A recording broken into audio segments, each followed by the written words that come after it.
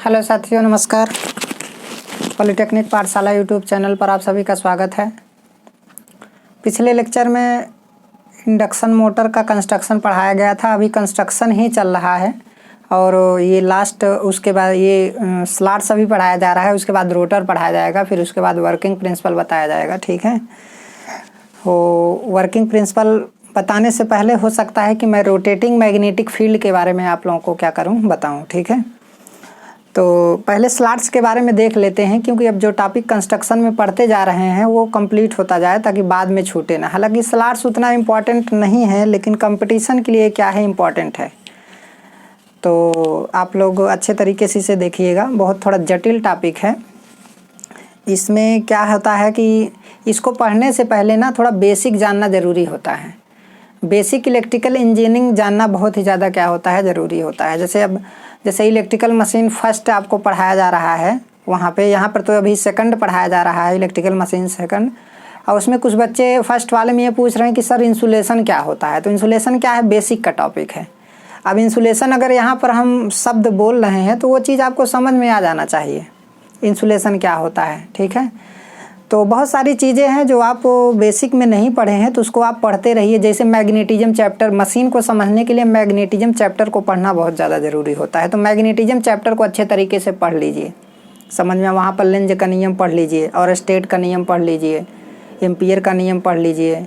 तमाम सारे ऐसे नियम हैं जो पढ़ लीजिए। हिस्टेरिसिस लूप पढ़ लीजिए, परिनालिका पढ़ लीजिए, इलेक्ट्रोमैग्नेट पढ़ लीजिए, परमानेंट मैग्नेट पढ़ लीजिए। तमाम सारी चीज़ें हैं जो मैग्नेटिज्म चैप्टर में दी गई हैं। ठीक है, ईएमएफ क्या होता है उसके बारे में आपको पढ़ना है, रिलक्टेंस क्या होता है उसके बारे में पढ़ना है, परमेबिलिटी क्या होता है उसके बारे में पढ़ना है।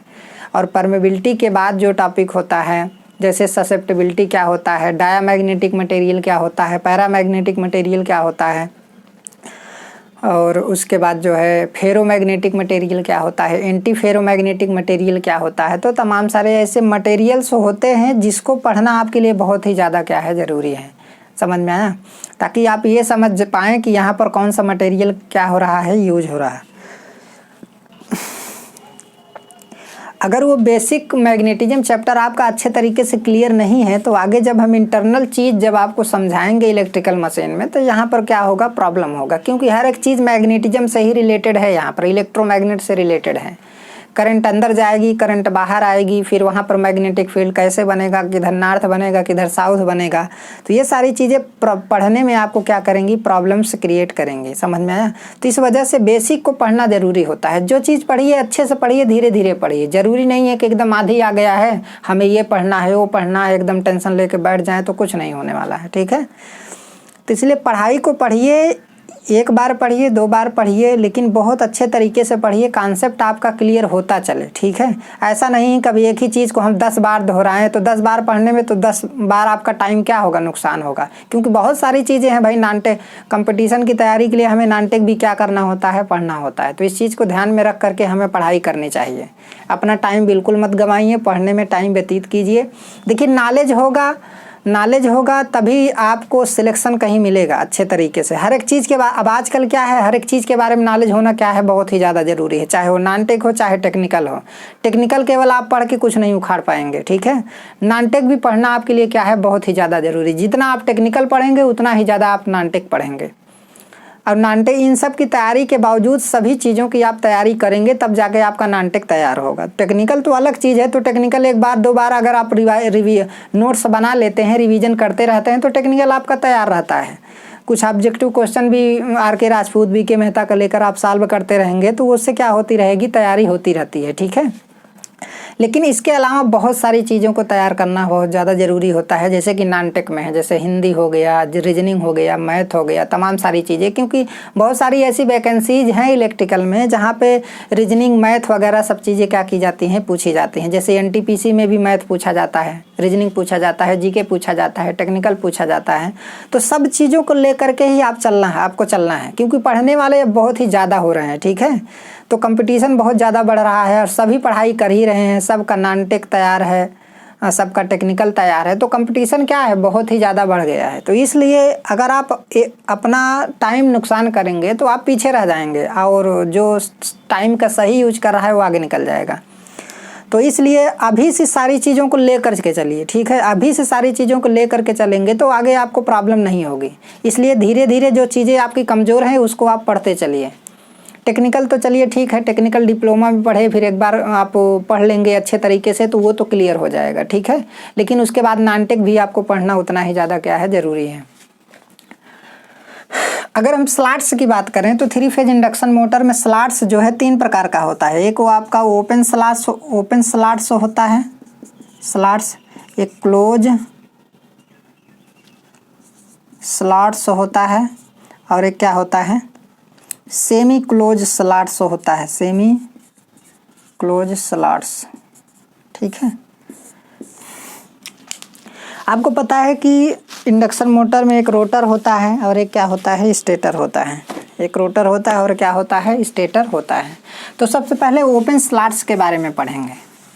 तो ओपन स्लॉट्स देखिए, ये हमारा ये जो कुछ इस टाइप का स्लॉट्स होता है, जैसे ये जो हमारा स्लॉट्स है, ठीक है, ये वाला स्लॉट्स, ये क्या है आपका ओपन। कि ओपन इसलिए बोला जाता है क्योंकि यहाँ पर देखिए, यहाँ पर पूरा खुला हुआ है, यहाँ पर पूरा हमारा क्या हुआ है, खुला हुआ है।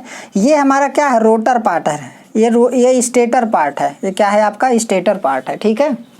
ये हमारा स्टेटर पार्ट है। देखिए हम केवल एक स्लॉट्स को बनाकर दिखा रहे हैं, मैं पूरा स्ट्रक्चर, पूरा मशीन नहीं बना के मैं बता रहा हूँ, ठीक है।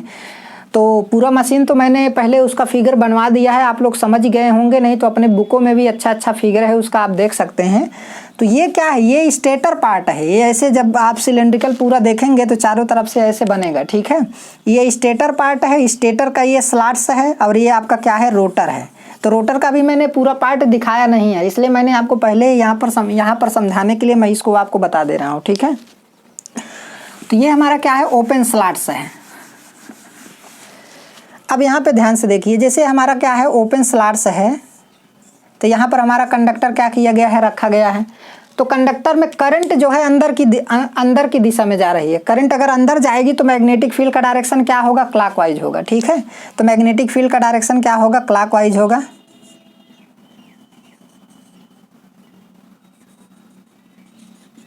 ऐसे होगा मैग्नेटिक फील्ड का डायरेक्शन। फिर यहाँ पे आपका क्या है, रोटर है, तो कुछ मैग्नेटिक फील्ड तो रोटर को भी टच कर जाएंगे, ठीक है। तो ये वाला क्या हो गया, ये क्लॉकवाइज डायरेक्शन में हो गया, ये हमारा मैग्नेटिक फील्ड सेटअप होगा। तो जैसे स्लॉट्स में ही तो कंडक्टर रखा जाएगा, कंडक्टर में या तो करंट अंदर जा रही हो या तो करंट बाहर जा रही हो, समझ में आया। तो ऐसी कंडीशन में तो इस तरीके से आप क्या कर सकते हैं, निकाल सकते हैं। देखिए अंगूठा किसको शो करेगा, करंट की दिशा को शो करेगा, और ये चारों अंगुलियां जो है मैग्नेटिक फील्ड के डायरेक्शन को क्या करेंगी, शो करेंगी। अगर करंट बाहर की तरफ आ रही होती तो डाट होता, जब डाट रहेगा तो उस कंडीशन में मैग्नेटिक फील्ड का डायरेक्शन एंटी क्लॉकवाइज होगा, और जब अंदर की तरफ है तो मैग्नेटिक फील्ड का डायरेक्शन क्या होगा, क्लॉकवाइज होगा, ठीक है। तो इस तरीके से आप क्या कर सकते हैं, समझ सकते हैं। तो मेरा ये कहने का मतलब है कि जैसे यहाँ पर देखिए ओपन है, यहाँ पर स्लॉट्स क्या है, ओपन है, तो यहाँ पे स्लॉट्स ओपन है, तो ये जो यहाँ पे बहुत सारे कंडक्टर होंगे, यहाँ पे बहुत सारे क्या होंगे, कंडक्टर होंगे। भाई कोई एक कंडक्टर तो होगा नहीं, पूरा एकदम कंडक्टर से क्या होगा, ये भरा होगा। तो यहाँ पर क्या है, ओपन है, तो यहाँ पर ये चांस रहता है ना कि ये कंडक्टर हमारा रोटर से कहीं टच ना हो जाए। तो रोटर से टच होने के डर से जो है, जब कभी भी ओपन स्लॉट्स यूज किया जाता है तो वहाँ पर स्टेटर और रोटर के बीच एयर गैप थोड़ा ज़्यादा रख दिया जाता है, ताकि जो है स्टेटर कंडक्टर का टच करने का चांस रोटर से ना रहे, ठीक है। तो अब देखते हैं कि यहाँ पर होता क्या है। इतना तो आप समझ गए होंगे, यही फिगर आपको ऊपर बनाकर दिखाया गया है। अब यहाँ पे देखिए, ये वाला फ्लक्स हमारा क्या होगा, लीकेज फ्लक्स होगा। लीकेज फ्लक्स क्यों होगा, क्योंकि ये वाला फ्लक्स रोटर को नहीं टच कर रहा है। देखिए रोटर वाला ये भाग है, ये वाला भाग कौन सा है, रोटर वाला है। तो ये वाला फ्लक्स देखिए, एयर गैप बीच में क्या है, ये एयर गैप है, एयर गैप। ये वाला, ये जी से किसको रिप्रेजेंट किया गया है, एयर गैप को रिप्रेजेंट किया गया है। ये भाई ये वाला तो ये स्टेटर है और ये क्या है, रोटर है। तो स्टेटर और रोटर के बीच क्या होगा, हमारा एयर गैप, जो जैसा कि हमने आपको पहले ही बता दिया है, ठीक है। तो अब यहाँ पे क्या है, ये हमारा क्या है आपका, ये जो मैग्नेटिक फ्लक्स है ये एयर से जा रहा है, क्योंकि ये वाला मैग्नेटिक फ्लक्स जो है ये किसको नहीं लिंक कर रहा है, रोटर को नहीं लिंक कर रहा है। तो जो मैग्नेटिक फ्लक्स स्टेटर का रोटर से नहीं लिंक करेगा वो लीकेज फ्लक्स होगा, वो क्या होगा, लीकेज फ्लक्स होगा। ठीक है, तो ये हमारा क्या हो गया, लीकेज फ्लक्स हो गया। ये तो हमारा ऊपर वाला भाग क्या है, स्टेटर है, जी हमारा क्या है, एयर गैप है। अब दूसरे यहाँ पर ये वाला मैग्नेटिक फ्लक्स किसको लिंक कर रहा है, रोटर को लिंक कर रहा है, रोटर तक पहुंच रहा है, तो इसका मतलब ये लीकेज फ्लक्स नहीं है, यूजफुल फ्लक्स है। समझ में आया। तो अब बात आती है कि यहाँ पर देखिए, यहाँ पर स्लॉट्स हमारा ओपन होता है तो कंडक्टर रोटर से टच ना हो, इसके लिए रोटर और स्टेटर के बीच एयर गैप ज़्यादा रखा जाता है।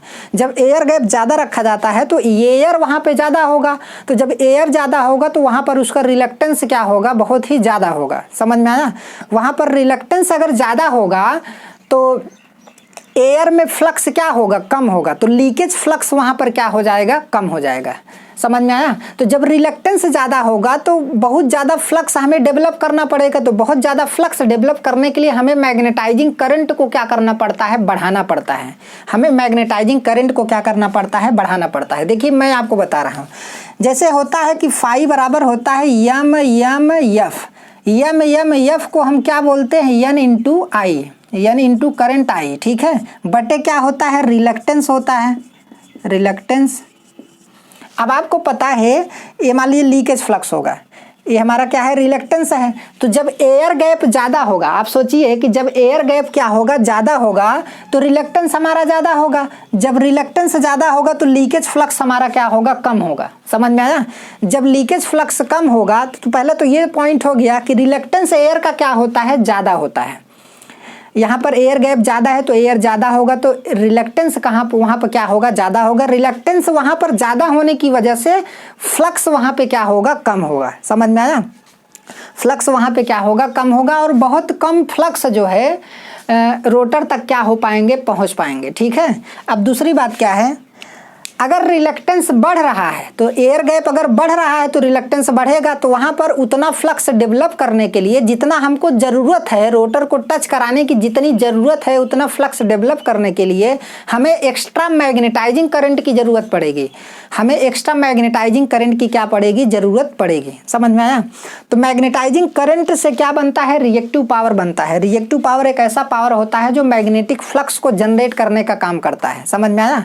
और जब रिएक्टिव पावर की बात आती है तो जब रिएक्टिव पावर बढ़ता है, भाई मैग्नेटाइजिंग करंट बढ़ेगा तो रिएक्टिव पावर क्या होगा, बढ़ेगा। और जब रिएक्टिव पावर बढ़ता है तो मशीन का पावर फैक्टर लो हो जाता है, और पावर फैक्टर लो नहीं होना चाहिए। समझ में आया। पावर फैक्टर लो जो है नहीं होना चाहिए। अब यहाँ पे ध्यान से देखिए, यहाँ पर रिलक्टेंस ज़्यादा है, तो रिलक्टेंस ज़्यादा होने की वजह से लीकेज फ्लक्स क्या होगा, कम होगा, क्योंकि एयर का रिलक्टेंस ज़्यादा होगा तो वहाँ पर लीकेज फ्लक्स हमारा क्या हो जाएगा, कम हो जाएगा। अब दूसरी बात क्या है कि अगर रिलक्टेंस ज़्यादा है, अगर रिलक्टेंस हमारा क्या है, ज़्यादा है, तो उस कंडीशन में लीकेज फ्लक्स क्या होगा, कम होगा। अब दूसरी बात क्या है, आपको पता है कि रिलक्टेंस बराबर होता है यन इंटू आई अपान फाई एल। यन इंटू आई अपान क्या होगा, फाई एल। भाई रिलक्टेंस अगर बढ़ रहा है तो मैग्नेटाइजिंग करंट भी तो बढ़ेगा।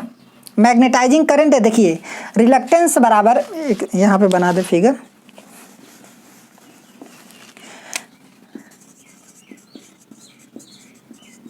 रिलक्टेंस बराबर यन इंटू मैग्नेटाइजिंग करंट बटे यहाँ पर क्या हो जाएगा, फाई एल हो जाएगा। ठीक है। आप सोचिए कि रिलक्टेंस कब बढ़ेगा, रिलक्टेंस तब बढ़ेगा जब फ्लक्स लीकेज कम हो और मैग्नेटाइजिंग करंट क्या हो, ज़्यादा हो। जब मैग्नेटाइजिंग करंट ज़्यादा होगा, फ्लक्स लीकेज कम होगा, तो उसी कंडीशन में तो रिलक्टेंस बढ़ेगा। तो यहाँ पर तो रिलक्टेंस बढ़ जाने की वजह से फ्लक्स लीकेज कम हो रहा है, लेकिन मैग्नेटाइजिंग करंट क्या हो रहा है, बढ़ेगा। मैग्नेटाइजिंग करंट क्या होगा, बढ़ेगा। तो ये मैग्नेटाइजिंग करंट नहीं बढ़ना चाहिए। समझ में आया। जो हमारे मशीन के लिए उसका पावर फैक्टर कम कर दे रहा है, उसका पावर फैक्टर कम होगा तो लॉसेज बढ़ जाएगा, जिसकी वजह से इफिशिएंसी हमारी क्या हो जाएगी, डिक्रीज हो जाएगी। समझ में आया। तो ये उसका क्या है, डिसएडवांटेज है। तो यहाँ पर इस चीज़ के बारे में आपको जानना है कि जब ओपन स्लॉट्स का हम 3 फेज इंडक्शन मोटर में यूज करते हैं तो उस कंडीशन में ये सारी प्रॉब्लम्स क्रिएट होती हैं। तो यहाँ पर लिखा है कि शेप ऑफ स्लॉट्स से सबसे पहला हम ओपन स्लॉट्स देखेंगे। जब ओपन स्लॉट्स होता है तो कंडक्टर एक्सपोज्ड होता है, कंडक्टर स्लॉट्स में क्या होता है, खुला हुआ होता है। तो इसलिए कंडक्टर रोटर से टच ना हो, इसके लिए ओपन स्लॉट्स के केस में स्टेटर तथा रोटर के बीच एयर गैप ज़्यादा रखा जाता है। समझ में आया? किसके लिए? सेफ्टी के लिए, ताकि कंडक्टर जो है रोटर से टच ना हो। समझ में आया? तो एयर गैप क्या रखा जाएगा? ज़्यादा रखा जाएगा। तो अब आपको पता है कि भाई एयर गैप अगर ज़्यादा होगा तो रिलक्टेंस हमारा क्या होगा? ज़्यादा होगा। जब रिलक्टेंस ज़्यादा होगा तो मैग्नेटाइजिंग करंट हमारी क्या हो जाएगी? ज़्यादा हो जाएगी। समझ में आया? अब यहाँ पे अगर रिलक्टेंस ज़्यादा हो रहा है तो फ्लक्स लीकेज भी हमारा क्या हो जाएगा? कम हो जाएगा। फ्लक्स लीकेज क्या होगा? कम होगा। अब फ्लक्स लीकेज अगर कम होगा तो आप पढ़ें कि यल बराबर होता है फाई एल इंटू एन अपान क्या होता है? आई। ये फार्मूला आप पढ़े होंगे। समझ में आया? तो जब यहाँ पे फ्लक्स लीकेज कम होगा तो इंडक्टेंस भी क्या होगा? इंडक्टेंस हमारा क्या होगा? कम होगा। तो एक्स से यल बराबर आपका होता है ओमेगा इंटू यल। जब यल कम होगा तो लीकेज रिएक्टेंस भी क्या हो जाएगा? कम हो जाएगा। समझ में आया? तो यहाँ पर क्या होता है, यहाँ पर एक पॉइंट और लिख लेंगे कि लीकेज रिएक्टेंस कम हो जाता है। लीकेज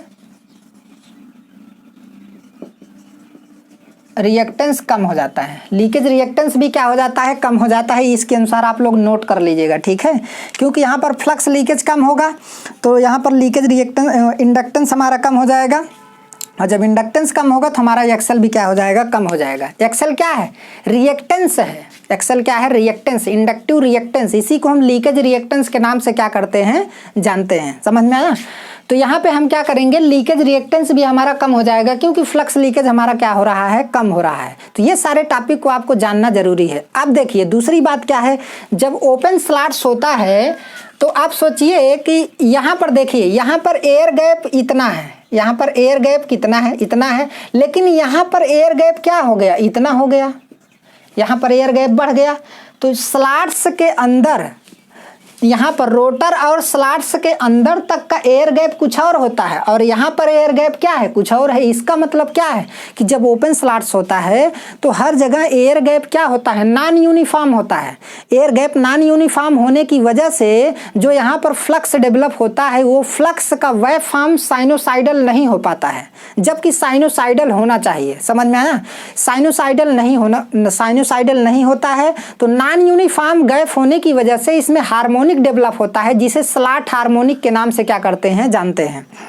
उसमें एक हार्मोनिक, आपको केवल इतना जानना है क्योंकि अब इसके बीच में इसके अंदर भी घुस करके अब हम नहीं पढ़ाएंगे क्योंकि ये खुद हम इतना डीप आपको पढ़ा दे रहे हैं, ठीक है? नॉन यूनिफॉर्म एयर गैप है ना, तो ये चीज़ समझना जरूरी है। ये चीज़ समझना आपके लिए क्या है? जरूरी है। नॉन यूनिफॉर्म जब एयर गैप होता है ना तो उसमें स्लॉट हार्मोनिक डेवलप होता है, और जब स्लॉट हार्मोनिक डेवलप होता है ना तो एक हार्मोनिक टार्क क्या होता है? डेवलप होता है। अब वो हार्मोनिक टार्क, देखिए पहला नंबर तो हार्मोनिक डेवलप नहीं होना चाहिए, तो हमारा डिसएडवांटेज है, ये अनवांटेड चीज़ है। किसी भी इंडक्शन मशीन में हार्मोनिक डेवलप होना क्या है? अनवांटेड चीज़ है। समझ में आया? तो स्लॉट हार्मोनिक डेवलप होना क्या है? अनवांटेड चीज़ है, ये नहीं होना चाहिए। तो अब स्लॉट हार्मोनिक क्रिएट होता है जिसकी वजह से हार्मोनिक टार्क क्या होता है? डेवलप होता है, ठीक है? तो वो टार्क नहीं होना चाहिए। तो इन सारे टार्क, मतलब ये जो हार्मोनिक होता है, ये जो हार्मोनिक डेवलप होता है, इसको एलिमिनेट करने के लिए बहुत सारे उपाय क्या किए जाते हैं, ठीक है? बहुत सारे उपाय किए जाते हैं। तो इतना सारी चीज़ें आपको समझ में आ गई होंगी। वैसे तो एक ही स्लॉट्स में इतना बड़ा लेक्चर क्या हो गया? बन गया, ठीक है? एक ही स्लॉट्स में इतना बड़ा लेक्चर बन गया, लगभग 18.23 सेकंड का हो गया। फिलहाल आपको समझ में आना चाहिए। अब यहाँ पे क्या है, इस चीज़ को अच्छे तरीके से आप समझ लिए। ओपन स्लॉट्स के केस में एयर गैप ज़्यादा रखा जाता है, रिलक्टेंस बढ़ेगा, लीकेज फ्लक्स क्या हो जाएगा? कम हो जाएगा। लीकेज रिएक्टेंस हमारा क्या हो जाएगा? कम हो जाएगा। मैग्नेटाइजिंग करंट बढ़ेगा, उसका पावर फैक्टर क्या हो जाएगा? डाउन हो जाएगा। इफिशिएंसी डिक्रीज हो जाएगी ओपन स्लॉट्स के केस में। समझ में आया? और हार्मोनिक वगैरह डेवलप हो जाता है। यहाँ पर ध्यान से देखिए, अगला पॉइंट हम पढ़ देते हैं। यहाँ पर एयर गैप ज़्यादा होता है इसलिए लीकेज फ्लक्स क्या हो जाता है? कम हो जाता है। टीथ में एयर गैप क्या होता है? जहाँ पर टीथ और रोटर के बीच एयर गैप क्या होगा? कम होगा। और स्लॉट में एयर गैप ज़्यादा होता है, अर्थात एयर गैप नॉन यूनिफॉर्म होता है, इसलिए फ्लक्स का वेव फॉर्म नॉन साइनोसाइडल होता है, साइनोसाइडल नहीं होता है। समझ में आया? इसलिए नॉन यूनिफॉर्म एयर गैप से स्लॉट हार्मोनिक क्या होता है? प्रोड्यूस होता है, जिससे एक हार्मोनिक टार्क डेवलप होता है। तो अब देखिए ये चीज़ तो हमने आपको बता दिया, ये एक प्रकार का डिसएडवांटेज है। वाइंडिंग प्रोसीजर इज सिंपल, मतलब क्या है कि जो ओपन स्लॉट्स होता है इसमें जो वाइंडिंग प्रोसीजर होता है वो एकदम क्या होता है, सिंपल होता है। इसमें वाइंडिंग करना क्या होता है, आसान होता है। ठीक है, इसका स्क्रीनशॉट ले लीजिएगा अच्छे तरीके से आप लोग। ठीक है, अब उसके बाद क्या है, ये सारा टॉपिक तो आपका खत्म हो गया। अब सेमी क्लोज स्लॉट्स की बात करें तो सेमी क्लोज स्लॉट्स हमारा कैसे होगा, आप सोचिए। सेमी क्लोज स्लॉट्स जो है हमारा कुछ इस टाइप का होगा। ये देखिए हमारा क्या है, सेमी क्लोज स्लॉट्स है, ये हमारा सेमी क्लोज। यहाँ पर इसका मुख क्या है, बंद है।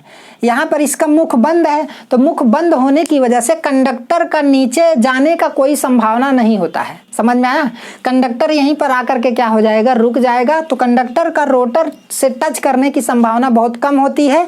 इस वजह से यहाँ पर इन दोनों के बीच एयर गैप क्या रखा जाता है, बहुत कम रखा जाता है। समझ में आया, जब एयर गैप कम होगा तो जब एयर गैप कम होगा तो रिलक्टेंस कम होगा, तो लीकेज फ्लक्स क्या हो जाएगा, बढ़ जाएगा। जब लीकेज फ्लक्स बढ़ जाएगा तो लीकेज रिएक्टेंस बढ़ जाएगा, और यहाँ पर जब रिलक्टेंस कम होगा तो मैग्नेटाइजिंग करंट कम की जरूरत पड़ेगी। और यहाँ पर क्या है, एयर गैप लगभग क्या होता है, लगभग समान होता है हर जगह। तो लगभग समान होता है तो स्लॉट हार्मोनिक कम डेवलप होने का यहाँ पर क्या रहता है, चांस रहता है। समझ में आया, यहाँ पर हार्मोनिक टार्क कम डेवलप होता है सेमी क्लोज स्लॉट्स के केस में। ठीक है, तो यहाँ पर एयर गैप कम रखा जाता है। तो यहीं पर देख लीजिए, जब रिलक्टेंस बराबर N into I upon I, मतलब आई मैग्नेटाइजिंग करंट होता है, और यहाँ पर फाई एल। सोचिए रिलक्टेंस हमारा कम होगा तो लीकेज फ्लक्स हमारा बढ़ जाएगा। रिलक्टेंस कम होगा जब मैग्नेटाइजिंग करंट कम होगा। समझ में आया, तो मैग्नेटाइजिंग करंट कम होगा तो उस केस में मतलब रिलक्टेंस कम होगा तो मैग्नेटाइजिंग करंट की भी हमें क्या पड़ेगी, कम जरूरत पड़ेगी। जब मैग्नेटाइजिंग करंट कम होगा तो उस कंडीशन में क्या होगा, रिएक्टिव पावर हमारा क्या होगा, कम होगा। जब रिएक्टिव पावर कम होगा तो पावर फैक्टर इंक्रीज करेगा, तो उस कंडीशन में हमारी इफिशियंसी क्या करेगी, इंक्रीज करेगी किसी भी मोटर की। समझ में आया, तो ये सारी बातें आपको ध्यान में रखना बहुत ही ज़्यादा क्या है, जरूरी है। अब देखिए यहाँ पर क्या है, ये वाला फ्लक्स जो है रोटर तक पहुँच रहा है। यहाँ पर ये वाला फ्लक्स रोटर तक क्या हो रहा है, पहुँच रहा है। ठीक है, लेकिन ये दोनों फ्लक्स जो है रोटर तक पहुँच नहीं पा रहे हैं। तो ये दोनों फ्लक्स हमारे क्या हो गए, लीकेज फ्लक्स हो गए। तो इसमें लीकेज फ्लक्स क्या होता है, ज़्यादा होता है। लीकेज फ्लक्स ज़्यादा क्यों होता है, क्योंकि लीकेज रिएक्टेंस, जो हमारा रिएक्टेंस होता है वो रिएक्टेंस हमारा क्या होता है, कम होता है, तो फ्लक्स लीकेज ज़्यादा हो जाता है। समझ में आया, तो फ्लक्स लीकेज ज़्यादा होगा तो लीकेज रिएक्टेंस हमारा क्या होता है, ज़्यादा होता है। तो इस चीज़ को यहाँ पर समझना आपके लिए बहुत ही ज़्यादा क्या है, ज़रूरी है। जो ऊपर समझाया गया है उसी का थोड़ा क्या हो जाएगा, उल्टा हो जाएगा। यहाँ पर सेमी क्लोज स्लॉट्स के बारे में आपको बताया गया। यहाँ पर स्लॉट्स का फेस लगभग बंद होता है, हो गया, अर्थात यहाँ कंडक्टर को रोटर से टच होने का खतरा नहीं है, इसलिए एयर गैप कम रखा जाता है ओपन स्लॉट्स की अपेक्षा। एयर गैप कम होगा तो रिलक्टेंस कम होगा, मैग्नेटाइजिंग करंट भी हमारा क्या होगा, कम होगा। यहाँ पर लीकेज फ्लक्स क्या हो जाता है, बढ़ जाता है, क्योंकि एयर गैप क्या है, कम है। एयर गैप कम होगा तो लीकेज फ्लक्स क्या हो जाएगा, बढ़ जाएगा। क्यों बढ़ जाएगा, एयर गैप कम है तो जाहिर सी बात है। अभी यहाँ पर देखिए कुछ फ्लक्स यहीं पर अपना रन कर रहे हैं लेकिन ये रोटर तक नहीं पहुँच पा रहे हैं, तो जो फ्लक्स रोटर तक नहीं पहुँच पाएगा वो लीकेज फ्लक्स कहलाएगा, चाहे वो एयर से जाकर गुजरे और चाहे आपका मैग्नेटिक मटेरियल में वो फ्लो करता रहे। लेकिन जो फ्लक्स यहाँ पर स्टेटर का जो फ्लक्स रोटर तक नहीं पहुँचेगा वो लीकेज फ्लक्स क्या हो जाएगा, वो उसे लीकेज फ्लक्स के नाम से हम क्या करेंगे, जानेंगे। ठीक है, तो आज का क्लास जो है यहीं तक, और जो हमारा क्लोज स्लॉट्स है उसके बारे में अगले लेक्चर में हम क्या करेंगे, डिस्कस करेंगे। तो मैंने सारी चीज़ें यहाँ पर बता दी हैं, आप लोग अच्छे तरीके से समझ सकते हैं कि यहाँ पर एयर गैप कम है, यहाँ पर लगभग यूनिफॉर्म एयर गैप है। लगभग क्या है, यूनिफॉर्म एयर गैप है, कहीं कहीं थोड़ा बहुत मतलब है, लेकिन लगभग क्या है, यूनिफॉर्म एयर गैप है। यूनिफॉर्म जब एयर गैप होगा तो उस कंडीशन में क्या होगा, हमारा हार्मोनिक कम डेवलप होगा, हार्मोनिक टार्क बहुत कम डेवलप होगा। ठीक है, तो और जो भी हमारा फ्लक्स का वेव होगा वो क्या होगा, साइनोसाइडल होगा। तो ये सारी प्रॉब्लम्स क्या होंगी, इस सेमी क्लोज स्लॉट्स में दूर हो जाएंगी। ठीक है, उसके बाद क्या है, एयर गैप कम है, रिलक्टेंस कम है, मैग्नेटाइजिंग करंट कम हो जाएगा। ठीक है, फिर उसके बाद क्या होगा, यहाँ पर फ्लक्स लीकेज बढ़ जाएगा, लीकेज फ्लक्स बढ़ जाएगा, और उस कंडीशन में लीकेज रिएक्टेंस का मान भी क्या हो जाएगा, बढ़ जाएगा। तो यहाँ पर हम यहाँ पर फाई एल का मान बढ़ जाएगा, और लीकेज